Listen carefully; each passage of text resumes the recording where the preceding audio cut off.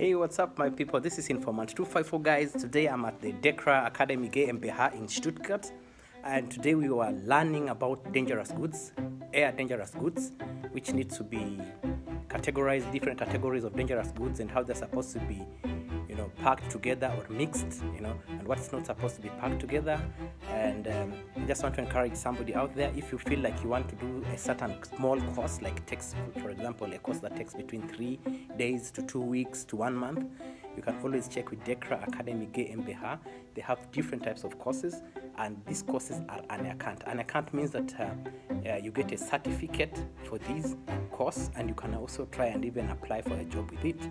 So today I did a course in dangerous goods, that go onto a plane, because sometimes we deal with dangerous goods is like things that can burn, chemicals that can react and all that stuff, things that react when they come in contact with air, the packaging, those ones we need to be really tightly packed, the overpack, the ones that are packed inside and something comes above it, like you know what I mean, yeah? You don't know what I mean, but it doesn't matter. Yeah, so when I talk about something that, you can have a package that is inside a package, just to protect the people who are like the controlling people who are controlling and the people who are flying those goods. There's some goods which are very, very dangerous. I learned this stuff today, that there's some goods which you make a mistake when you are sending them or when you are packing them, people who receive them will have a lot of problem. If you have poor labeling of dangerous goods, you'll have problems with the receiver, because the receiver cannot properly classify the goods that you're sending. The goods that you're sending need to be properly gekennzeichnet. It's like the kennzeichen is actually a number plate in German, but they have to be properly labeled. Some goods have to be transported standing upright. Some goods, when being transported, they're in gas form. When they reach, they're in solid form, and they're not supposed just to be opened anywhere. So all this stuff about transportation, air transport and goods is something that's really, really intensive, and I'm glad that I did this course today.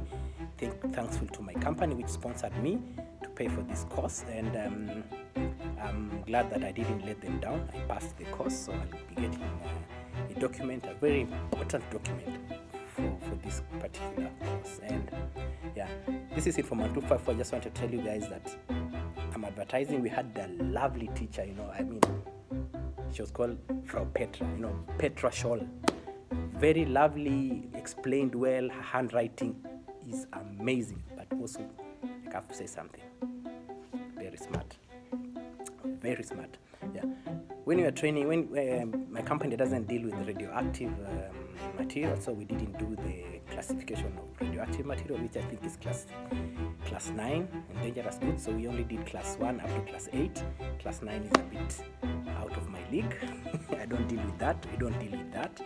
Maybe some other people, but people learn here about those dangerous goods because they transport radioactive material, and you cannot work in a company that transports radioactive materials if you don't know what you're actually transporting and how dangerous it is and how it can react, to the environment, or if it can react to another gas, it can react to another material, So everything is actually supposed to be properly classified and properly packed, properly controlled at the end, the other side, So that's what's really important, because if you are here and you kind of put something together, for example, you put something together that is a dangerous good, and you mix it in a bad way, you mix goods that are not supposed to be mixed, that will react when they are under a certain temperature, because even transportation is about temperature. It's not just about here, it's the temperature. Somewhere, for example, you are transporting something to Africa, it's not as cool as here, so it will react with the, some things are not supposed to be under the sun, they're not supposed to be, in the test there was one question which you have to put the sun not under the sun, and if you forget this, you fail. Yeah, so those are some of the important things that we've learned, and I've learned quite a lot, not just what's under my work.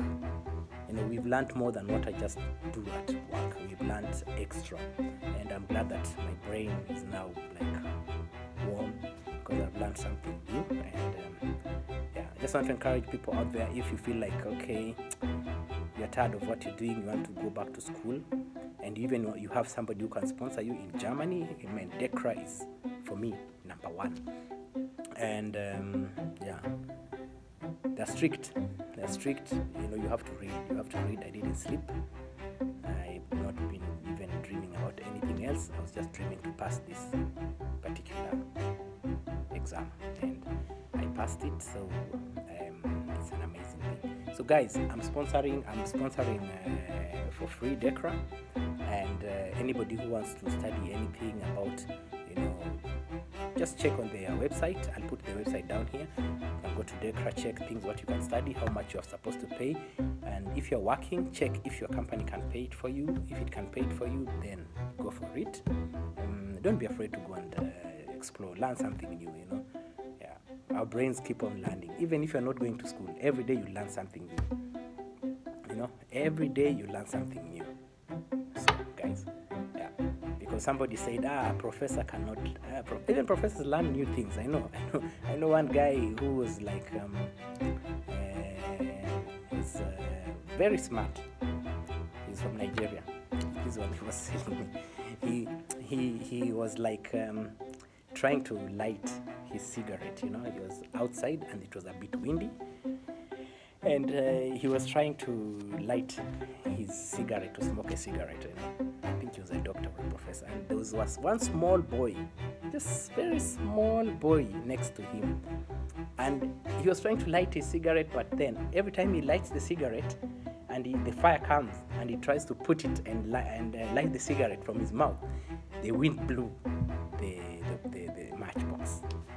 And there was this boy who was like kind of pulling his drops out. He was like, hey, come off, come out. You know, this type of thing. He was speaking pidgin. And then this boy, the guy spoiled almost 5 times. Right? The wind is blowing. The wind is blowing. The wind is blowing. Then he like, the kid was like insisting he wants to tell him something. You know, that's what I'm trying to say. You learn even from this small kid. And he's not grown up. This professor or doctor, he's above 45 years, 50 years. The kid is like 6, 7, 8 years, you know, 9 maybe, going to school, primary school. Then the kid told him, uncle, they call everybody uncle. Uncle, you're wasting matchboxes. Then the uncle said, why? You think you can do it better? The boy said, yes, I can do it better. Let me show you. Then he told the uncle, even I don't need to show you, just take 2 matchboxes. Yeah. Hold them together. Light your cigarette. It will not go off that fast. By the time you put it on your cigarette, it will be already, the cigarette will be lit. And the uncle looked at the boy.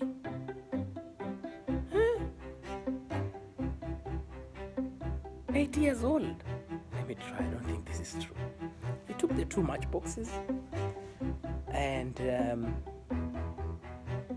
he did light the matchboxes. Can't imagine. He lighted the 2 matches actually in the matchboxes. Guess what happened? I'm freezing. I'm frozen. What happened? It lit the cigarette. So we can learn from young, old age mates. Yeah. So for those few words, guys, I want to wish you a lovely week. As you know, as we commence towards the end of the week, and this is Informant 254, just passing a little bit of information on career building, and yeah, to encourage somebody out there who is in Germany, because as I said,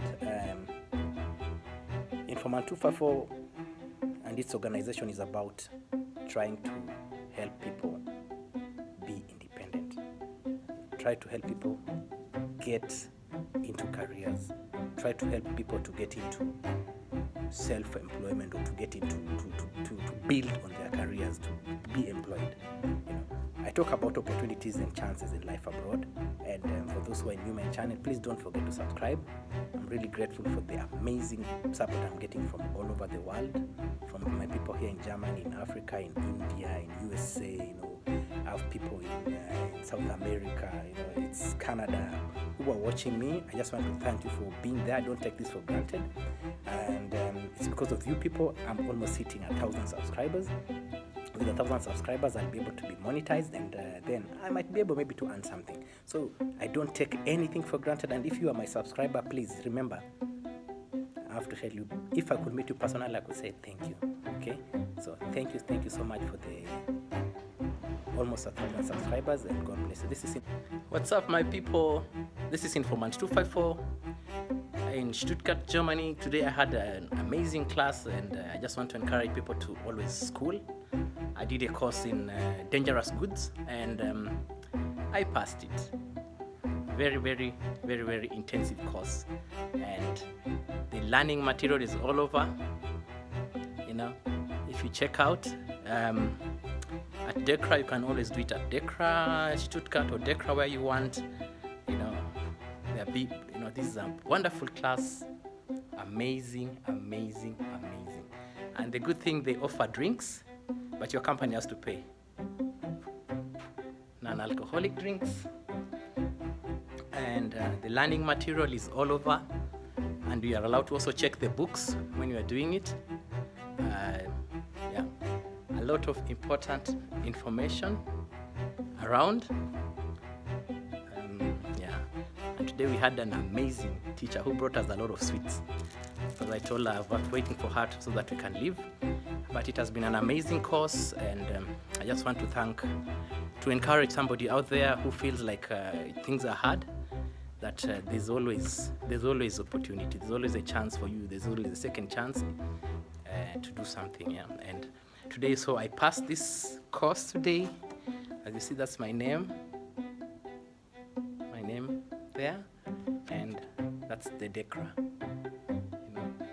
DEKRA Academy GmbH. With DEKRA you can learn a lot of stuff, including if you want to drive dangerous, for example, you are driving petroleum, or you're driving, dangerous goods. I just learned even some orange juice or maracuja zaft is also dangerous, can be categorized under dangerous goods.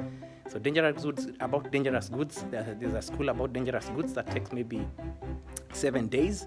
If you feel like you are in Germany and you want to do something, but you have to have the language that you want to do a course in dangerous goods, please check with DEKRA GmbH Academy and register the course.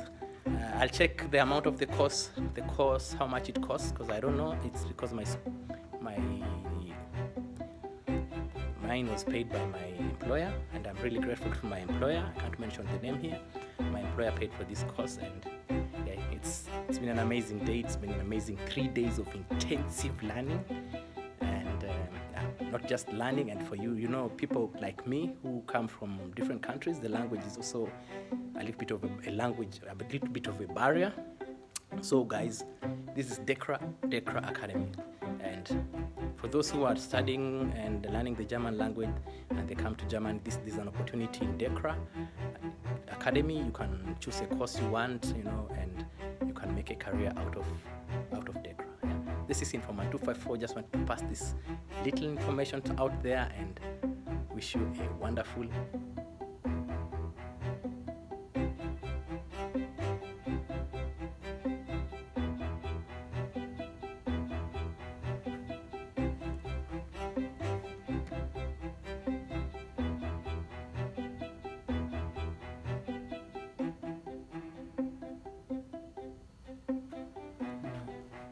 class was about gefährliche classifications in goods. So guys, when you're dealing with dangerous goods, there's that part where you talk about Verpackungsgruppe. There's the Q, which you look for, like when we are mixed goods, the begrenzte Menge, Doppelsicherung. Sicherung is really important. Go to this side. The maximum that you can send, the pack CAO. Pack CAO means it can be go with the passenger plane and cargo. You find it on the blue page of the dangerous good books, and the CAO means only goes with cargo, you know. And then this is the Versandstücke, this is the packing, you know. The SC means the shipping, the shipper and the receiver, or the and then there's the UN number is actually what's inside. The arrows show about the package has to be up, you know. And then about the overpack, you have to check about it's a lot about the overpack, you know, when things are like mixed, and in a bigger pack it's an overpack. So we talked quite a lot about the you know, in German they say the overpack, you know, the UN number, the PSN number, you know, the S and C is the shipping, the shipper, and the consignee, or the receiver.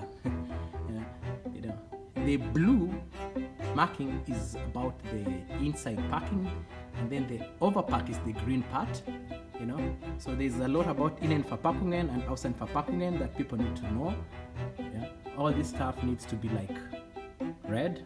When you see on containers these things, these numbers, UN is the United Nations number, which is actually has to be written on the shipping or anything, you know. And then the arrows show these arrows here show that the package has to be shown on the upper side. It has to always stand upright. And then yeah, you know, zusammengestellte Verpackung, Overpack, you know, it's always about things which are mixed. You don't mix things which react together, you know. And then there's this table here which you have to check in the Gefahrgut book, you know. And then there's the second table of Zusammenverpacken. Yeah, zwei oder mehr verschiedene Innenverpackungen. You know, packing is always about mixed things, and don't pack things which are like mixed, especially when they're going into the aeroplane.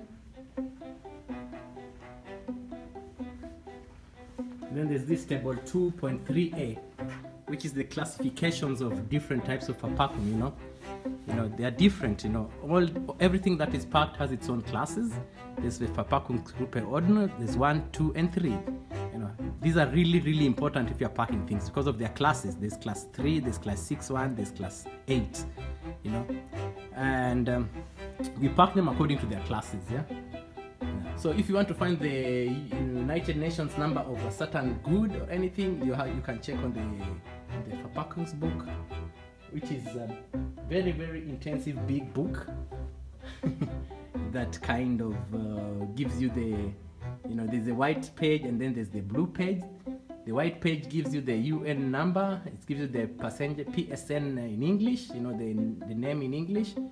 You know, and then this blue page, it gives you the alphabet of the UN, and then you can check the blue page it has more details because it shows you exactly where the name in English, the type, the class of the good, you know, if it is under dangerous goods or if it's a liquid, gas or solid, you know, it shows you all that stuff, you know. And yeah, that's what's important, people. So that's what I wanted just to talk about, you know.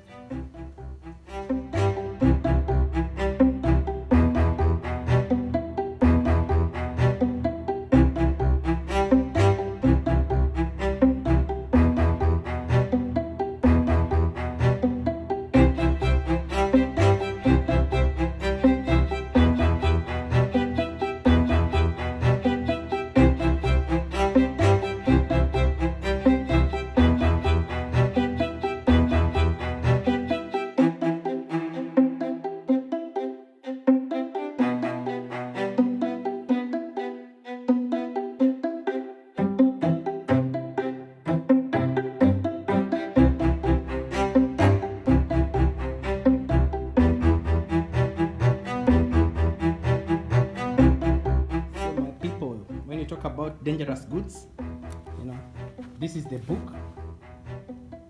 It comes every year, a new book. The book costs 400 euros. This is 2023, you know. Gefahrgut Vorschriften, you know, the DGR outer, you know, when you look at these, yeah, von den Luftfahrtunternehmen diese Welt anerkannte Leitfäden. So this book, you can know everything that can be put on an aeroplane and anything that cannot be put on an aeroplane. You know, that's all that stuff that you need to know about. You see, the yellow pages shows the Verpackungsanweisung. When you look at this Verpackungsanweisung, how you have to pack something. The blue page, you know, shows you the type of wood, and if it's verboten, for example, you see here some things are verboten. They cannot even go on a plane, you know, even if they have Dichtung, you know. So it shows there's something called there's the Verpackungsgruppe, and then there's the VE-Nummer, you know, which is really, really important. Yeah, guys, if you're interested in studying and knowing about dangerous goods, please check with DEKRA Academy in your area. And this is 254 signing out from DEKRA Academy GmbH Stuttgart. Be blessed.